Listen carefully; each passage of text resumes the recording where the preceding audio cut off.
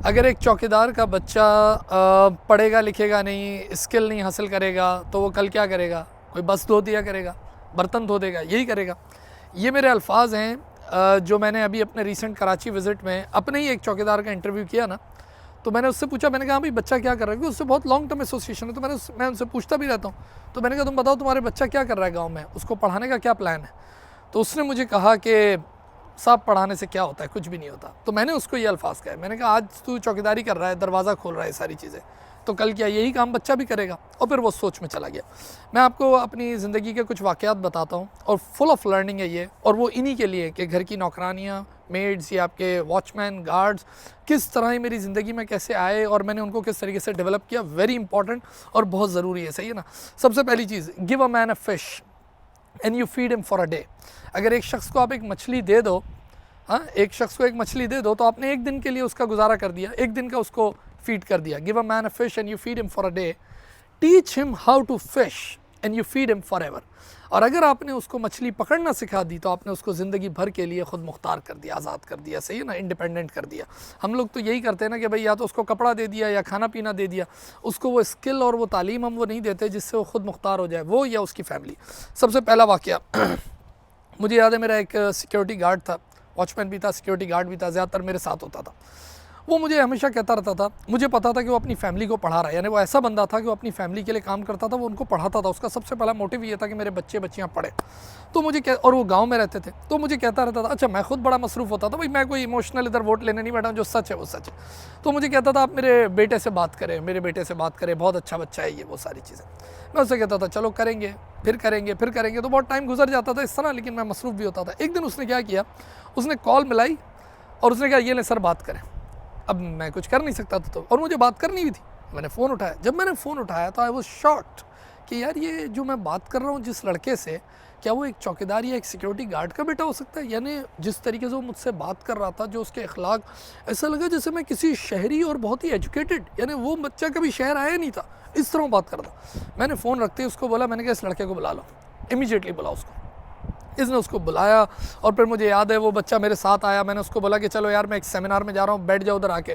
तो उस सेमिनार में बैठा था, मुझे याद है पहला दिन उसने सारी बातें सुनी। फिर मैंने उससे बाहर निकल के पूछा तुम्हें कुछ समझ आया? उसने कहा मुझे बहुत सारी बातें समझ आई। फिर मैंने उसको चार्टर्ड अकाउंटेंसी में डाला, क्लासेस में बैठता था हमारे एडमिन में। खैर लॉन्ग स्टोरी शॉर्ट, यानी वो काम कर रहा था और अभी भी आगे वो बढ़ चुका है और वो खुद मुख्तार हो गया और काम कर रहा है, सही है ना। अब उसके बाद आगे मुझे डिटेल नहीं पता। ये पहला वाक़या। मुझे याद है दो हमारे ऐसे चौकीदार थे, वंस अगेन बहुत मसरूफ़ होता था मैं, 2008-9 की बात है या 2007 प्रॉब्ली। अच्छा मैं देखता था वो दोनों पढ़ रहे होते थे, क्या करते थे, किताब पढ़ी थी। मैं समझा कोई कचरा वचरा पड़ा होगा यार चौकीदारों से। एक दफ़ा इत्तेफाक से मैं थका हुआ है, मैंने देखा तो वो जो मैथमेटिक्स में नहीं होता सब सेट और सेट्स, और ये मैथमेटिक्स वैसे मेरी कमज़ोर है। मैंने कहा यार ये कौन पढ़ता है?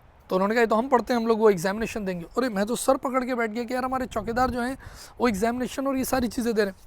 खैर फिर उनको मैंने सपोर्ट करना शुरू किया, फिर वो अकाउंटिंग में आए, थोड़ा बहुत उनको मैं समझाता भी था, कुछ किताबें होती थी वो सपोर्ट कर दी। खैर वो आगे निकल गए, देखो चौकीदारी से आगे निकल के ऑफिस में चले गए होंगे, कुछ और कर रहे होंगे, पुरानी बात कर रहे हैं। इसी तरह घर की नौकरानी है, वो कोशिश करती है भाई आए भाई चलो सही है, इनको ज़रा कोई बुक्स पुरानी पढ़ी है वो दे दो, कोई एजुकेशन कुछ इस तरह।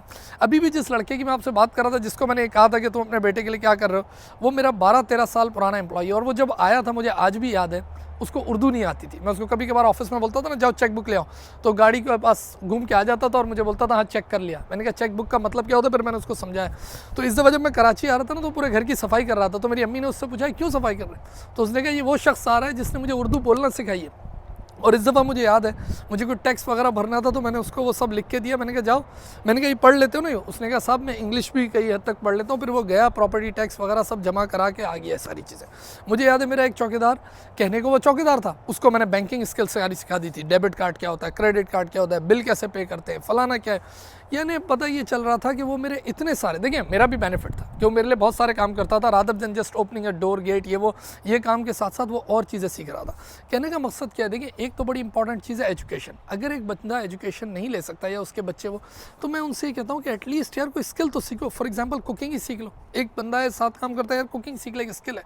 चौकीदार को अमूमन मैं कहता हूँ कि यार मैं पेमेंट करूँगा, ड्राइविंग सीख लो, ड्राइविंग लाइसेंस ले लो, थोड़ी बहुत तुम्हें गाड़ी चलाना आ जाए, ये एक एक्स्ट्रा स्किल होगा, कुछ ना कुछ अपनी वैल्यू एडिशन होती रहे। और जिस चीज़ की हम बात कर रहे हैं ना, ये जो हम कहते हैं कि यार कोई चेंज आए और वो तरक्की आए, और वो जिस तरक्की की आप बात कर रहे हैं वो तरक्की, उस इंफ्रास्ट्रक्चर और वो सारी चीज़ें बाद में। सबसे अहम चीज़ is the human resource development, is the HR development, कि लोग कितने काबिल हैं, लोग कितने स्किल हैं, और इसी तबके को हमें आगे लेके चलना, यही चीज़ है। वरना तो ये उधर के उधर ही रहेंगे।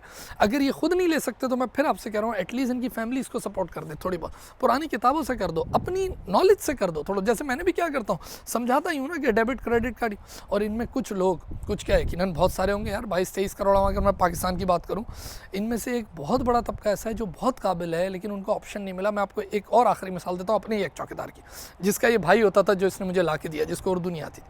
वो इतना काबिल था कि मैं ये सोचता हूँ कि वो पूरा इदारा रन कर सकता था हमारा। उस यानी उसकी समझ देखें कि कहाँ तक जाती थी, जहाँ मेरी नहीं जाती थी उस टाइम।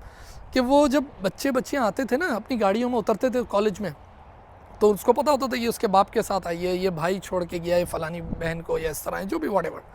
लेकिन कभी देखता था ज़ाहिर है अनयूजुअल भी होता है, लड़के लड़कियां हैं भाई, ज़ाहिर है कभी किसी और के साथ भी चले जाते हैं, ऐसा होता है, लाइफ है, सही है ना, और उनकी फ्रीडम भी है, ज़ाहिर है उसमें कोई हम कैद भी नहीं करते।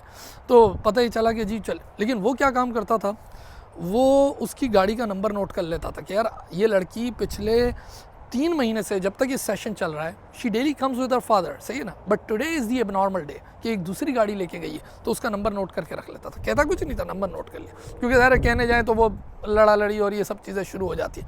और वो मुझे बताता था कि सर ये मैंने नोट कर लिया नंबर, कि खुदा ना खास्ता कल अगर कोई सीन हो जाता है और पेरेंट्स आते हैं कि वेयर इज़ माई डॉटर, ये वो, तो वो सपोर्ट कर सके कि हाँ भाई ये गाड़ी में आज कोई गई है या कोई गया है, कभी कभार जाते भी हैं। तो कहने का मकसद ये है कि यार ये एक एक्स्ट्रा ऑर्डनरी दिमाग का चलना है, यार ऐसी प्रेजेंस ऑफ माइंड कि उसने उसका नंबर नोट कर लेना। चौकीदार तो बैठे होते हैं अपने फ़ोनों पे, और ऐसे भी होते हैं हमारे पास भी अब नॉर्मल। तो खैर कहने का मकसद यही है कि अपने अतराफ़ में नज़र रखें, जो भी आपके सबऑर्डिनेट्स, आपको मेड्स, अपने ऑफिस एम्प्लॉयज़ या कोई भी घरों में इस तरह नज़र आते हैं, उनको कुछ ना कुछ स्किल ज़रूर सिखाते रहें। चलिए अपना बहुत सारा ख्याल रखें, and you have a great Sunday now. Thank you.